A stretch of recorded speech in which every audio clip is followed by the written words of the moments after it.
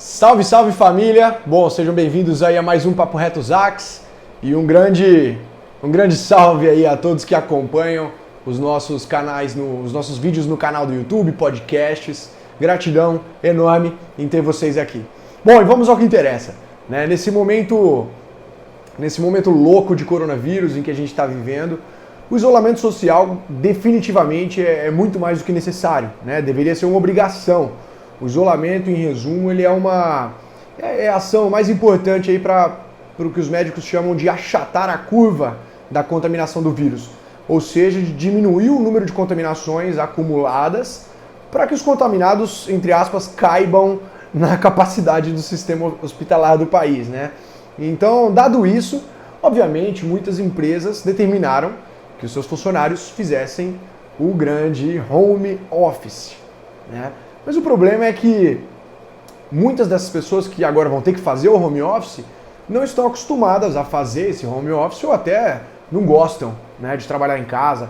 Vai falar que falta disciplina, falta concentração, tudo mais, uma porrada de coisa pode atrapalhar demais nos resultados e eu entendo, sei muito bem disso, né? Eu trabalhei em formato de home office pela 3M e pela BRF por quase 3 anos e eu estou empreendendo há mais de 2 anos também só em home office.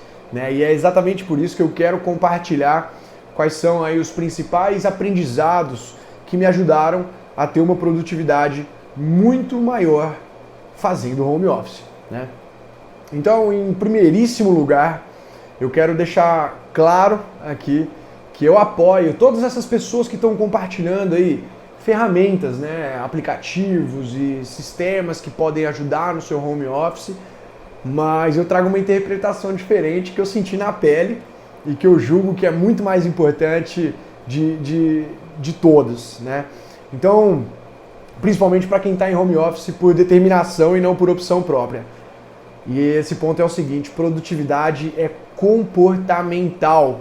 Mandar bem no home office é muito mais comportamental do que, entre aspas, aí, ferramental. Então esquece a ideia de que uma ferramenta vai salvar a sua vida. Você vai entender ao longo desse papo reto o porquê disso tudo que eu estou falando. Então, dito isso, vamos aí para os 8 aprendizados que eu tive em 5 anos de home office. O primeiro aprendizado é o seguinte: existe um conceito japonês chamado 5S, né? Uma metodologia de aumento de organização e disciplina no local de trabalho, que eu acho que é fantasticamente simples e fácil de colocar em prática, né? Então, por favor, dê o seu Google aí para entender um pouco mais sobre o 5S, se você não conheça, né? Porque esse artigo aqui não vai focar só nisso, mas além da parte óbvia, né, da higiene do local de trabalho, eu quero trazer um desses 5 S's, né, que eu acredito que seja essencial para o home office, que é o seguinte: chama Seiri, né? É o conceito de utilização. Mas que porra é Seiri? Calma, é bem simples. Tenha em mão, no seu home office, em mãos, né, somente o que vai ser utilizado para o trabalho. Se você precisa de um papel, caneta, notebook, celular, se você trabalha com o celular direto, é isso e mais nada. Esquece todas as tralhas, todos os gadgets, apetrechos, tudo que enche sua mesa, né? Tenha em suas mãos somente o necessário para a realização do trabalho. Isso é muito importante e esse é o primeiro aprendizado. O segundo aprendizado, aproveitando que a gente está falando aí sobre ter em mãos, né, somente o necessário para a realização do trabalho, um fator que me atrapalhou demais e que eu vejo muita gente cometendo esse mesmo possível erro é não ter um local de trabalho em casa, né? Hoje eu tenho um escritório, mas não precisa ser um escritório se você não tiver um, né? Mas precisa ser sempre o mesmo local de trabalho, porque isso vai te ajudar a criar disciplina, vai te ajudar a associar aquele local com o trabalho em si. E aí uma dica extra disso é o seguinte: tente não fazer nenhuma outra atividade nesse local que você escolher, né? A não ser trabalho. Se for sua mesa e cadeira do quarto, não faz nenhuma leitura ou nada mais nela. Se for sua cama, não trabalha lá, porque você dorme na cama já, certo? Se você está pensando em trabalhar no sofá da sala, não trabalha lá, porque lá é que você assiste TV. Decide um cômodo específico para o seu trabalho, ou um móvel, se você não tiver um cômodo na sua casa. Isso vai ajudar a associar as coisas muito melhor. Vamos lá, terceiro aprendizado. O seu celular vai ser o grande vilão. Não duvide disso. Então, por pelo menos um período, coloque o seu celular em outro cômodo, né, em outro quarto. Se você acha que isso é uma medida muito drástica, embora eu te garanta que isso vai te ajudar demais, coloque o seu celular no modo avião e deixe o seu celular em algum lugar em que você precisa se levantar para pegar ele, tá? E se você trabalha com o celular, eu sei que isso é impossível, então pelo menos desative todas as notificações de rede social e deixa os grupos de WhatsApp pessoal também todos no mudo. Acredita, você vai se distrair muito se você não fizer isso, por mais disciplinado que seja. Normalmente, muitas das pessoas que trabalham com o celular, elas têm, além do celular de trabalho, elas têm o celular pessoal também. Não são todos, mas muitas têm, né? Então, aplique essas medidas que eu acabei de falar para o celular pessoal. E entenda que o fato de você não aceitar muito bem essas dicas e não querer colocar o seu celular no modo avião ou em outro cômodo, isso indica uma grande chance de você estar mais viciado, mais viciada no celular do que você imagina. É triste, mas é verdade. Beleza? Então vamos lá. Quarto aprendizado. Você precisa ter um planejamento, mesmo que básico. E eu vou te dizer como que você vai fazer isso de uma maneira muito mais simples, da maneira mais simples possível, que não precisa de nenhuma ferramenta, aplicativo, sistema necessariamente, tá? São 3 passos. O primeiro passo, você pode fazer isso assim, no início do seu dia ou na noite anterior. Eu sugiro que seja na noite anterior, inclusive iniciando aos domingos. O primeiro passo é ter um backlog, também conhecido como caixa de entrada, to-do list ou o que seja, né? O backlog ele pode ser um caderno, ele pode ser uma planilha, ele pode ser um aplicativo, ele pode ser o bloco de notas do celular, pode ser um aplicativo como o Trello, por exemplo, enfim. A função dele é receber tudo que você precisa fazer. Pipocou uma tarefa ou uma ideia de alguma coisa para fazer, joga no backlog. Esse é o primeiríssimo passo. O segundo passo é você olhar dentro do backlog o que você acredita que você consegue fazer nessa próxima semana. Lembra que eu falei de começar a fazer no domingo? Então você vê o que você acha que você consegue fazer numa semana e você coloca numa nova lista. E essa nova lista também pode ser um caderno, uma planilha ou um aplicativo. Essa vai ser a sua lista de coisas para fazer durante a semana, tá? E o terceiro passo é você olhar dentro de tudo que você acha que você consegue fazer nessa semana. E quando eu digo acha, é realmente achar, porque você nunca vai acertar a quantidade de coisa para fazer, porque sempre vai aparecer imprevisto. Então o terceiro passo é olhar essa lista de coisas que você acha que você vai conseguir fazer nessa semana e você prioriza da mais importante ou urgente para menos, certo? Simples. O mais importante ou urgente vai ser os que vão ser feitos primeiros. E pronto. Seu planejamento semanal, por mais simples que ele possa parecer, ele vai estar feito e eu garanto que isso vai ser muito mais efetivo, principalmente se você não tem costume de fazer o tal do planejamento semanal, beleza? E aí assim, tem esses 3 passos, mas tem um quarto passo, né, desse planejamento que na real é o seguinte, é muito simples, as tarefas surgem, né? Aparece coisa para fazer, então se pipocou alguma tarefa ou uma ideia, alguma coisa para fazer, joga no backlog.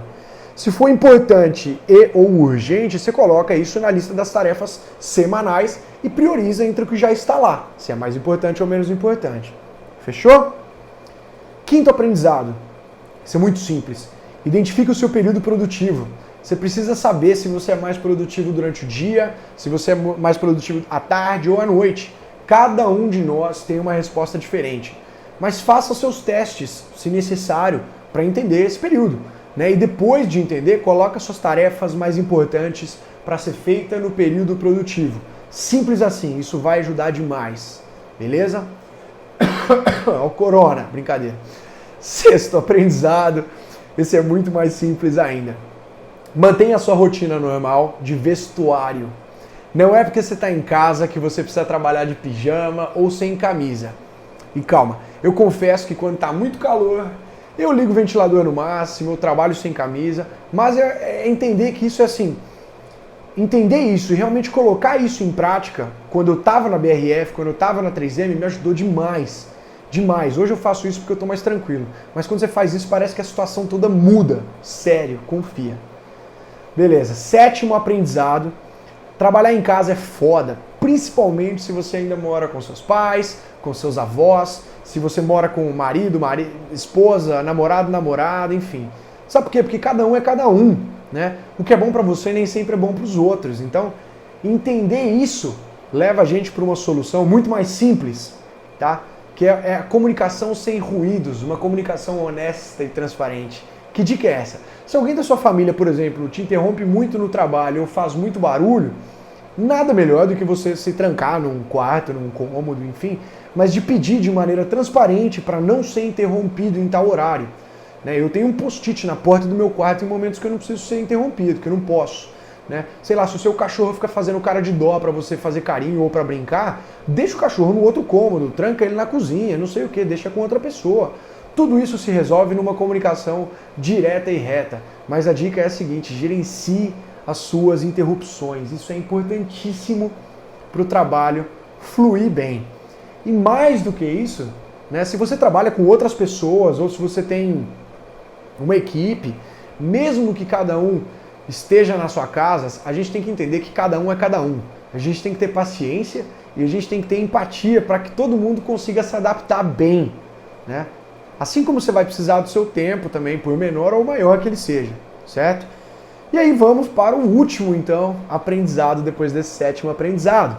O último aprendizado se chama Pomodoro. Se você não conhece ainda a técnica do Pomodoro, você está perdendo uma boa oportunidade de ser uma pessoa mais produtiva, principalmente se você é uma daquelas pessoas que se distrai muito fácil com as coisas, A técnica Pomodoro, eu vou explicar bem rápido, você pode dar um Google aí, mas consiste em você trabalhar com um cronômetro, pode ser o cronômetro do seu celular, por 25 minutos seguidos, e aí, enquanto o cronômetro não apitar, você não vai fazer porra nenhuma além da tarefa proposta, E depois que deu os 25 minutos, você descansa por mais 5 minutos, também cronometrados. Quando eu falo descansar, é levantar da cadeira, vai fazer carinho no cachorro, vai no banheiro, vai tomar 1 litro d'água, vai andar pela casa, X. Mas não continue fazendo a mesma tarefa, tá? Então depois disso feito, 25 mais 5, você repete o processo por mais umas 4 vezes, que seja aí, ou até terminar a tarefa, e depois dê um intervalo maior, de uns 20 minutos.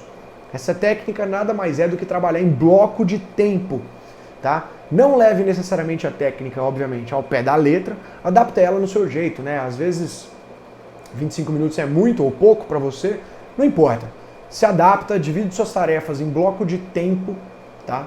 Faz o teste aí com 10 minutos, 20 minutos, 30 minutos, enfim. Só não deixe de usar essa técnica porque ela vai ajudar demais. E esses daí foram os meus 8 aprendizados. Eu queria saber se você tem algum aprendizado para compartilhar também.